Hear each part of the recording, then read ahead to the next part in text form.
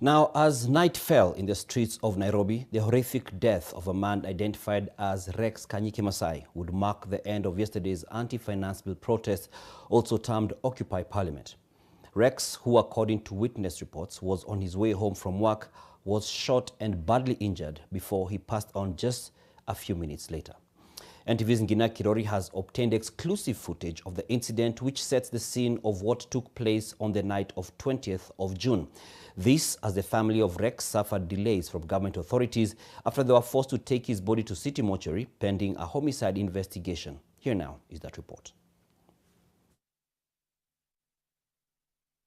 20th of June, 2024. A gunshot went off and a life went out.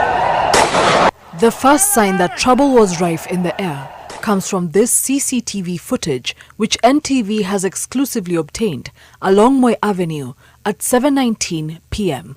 Passers-by are seen scampering for safety before law enforcement officers appear running at people believed to be protesters in the street. The officers are armed with clubs, pistols and tear gas. One of the officers throws an object which appears to be a stone in the direction of protesters.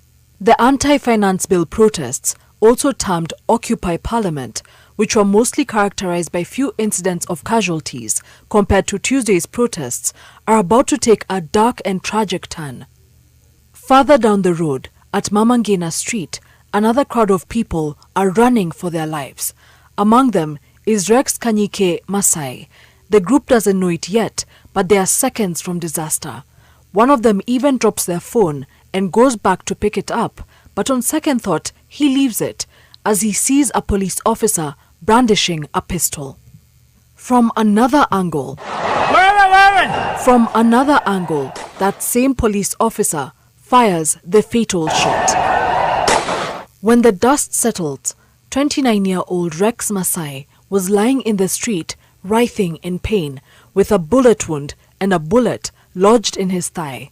His friend, whom we will not identify for security reasons, rushed him to the nearby Bliss Medical Center near National Archives. However, it was too late. The family of Rexx Masai was told that due to it being a homicide investigation, they would need to take his body to City Mortuary, where a post-mortem examination would be done. Jana nilipigiwa simu na rafiki yake, akaniambia mam, tuko na Rexx, but Rexx hayuko poa.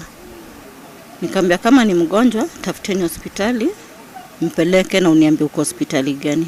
Akaniambia mam, tuko hospitali already. Nikamwambia shida ni nini? Ni pesa? Akaniambia hapana, sijui utaichukua aje. Nikamwambia venye unaongea nishajijazia yuko ama hayuko. Akaniambia mam, hayuko. However, even into the late afternoon on Friday, police officers had not yet arrived at City Mortuary, making the family wait even longer. Hata alikuwa kuja nyumbani hii weekend ambayo tunaingia leo hii kesho, na ndugu wangu alikuwa ndugu ambao ni mtulivu sana, penda watu na hawezi penda kuona ukiteseka, na mtu ambao ungekuwa unafanya jambo mbaya angesikia hivyo angekuongelesha, angekuita kando kuongelesha yale ambayo unafanya si poa na ungependa ufanye hivi na hivi.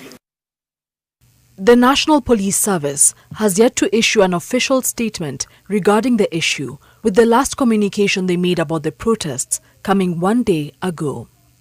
In the case of Rexx, it's unfortunate that we live in a country today where youth are killed for merely exercising their constitutional rights.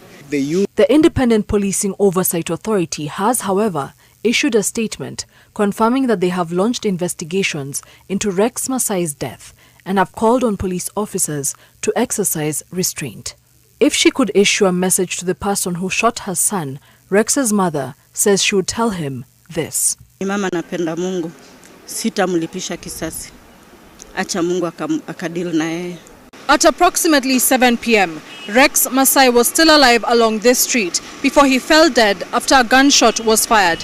Had he lived, his family says, he would have achieved his dream of becoming an architect. His only crime, they say, was being on this street at the wrong time. Ngena Kirori, NTV, Nairobi.